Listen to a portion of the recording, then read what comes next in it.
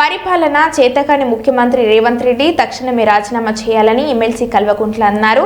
అలాగే తక్షణమే అందల పోటీలు వాయిదా వేయాలని ఎమ్మెల్సీ కవిత అన్నారు. ఎట్ ద సేమ్ టైం ఒక పక్క యుద్ధ వాతావరణం ఉంటే మరి ఇక్కడ మనం మిస్ వరల్డ్ పోటీలు కండక్ట్ చేసుకుంటా ఉన్నాము.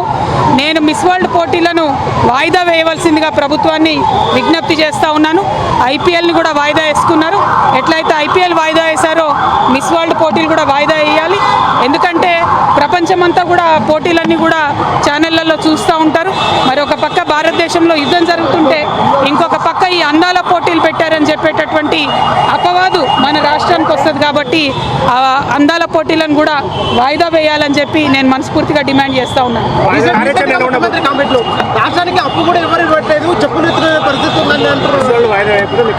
మిస్ వరల్డ్ వాయిదా వేయమని విజ్ఞప్తి చేస్తున్నాం ప్రభుత్వానికి.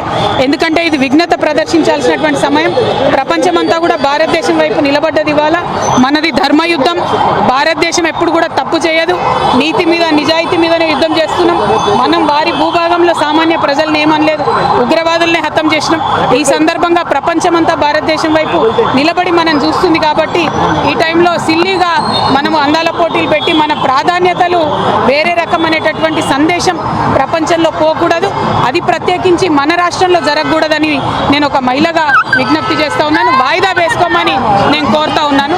రీసెంట్గా ముఖ్యమంత్రి కామెంట్లు కూడా చూసినారు.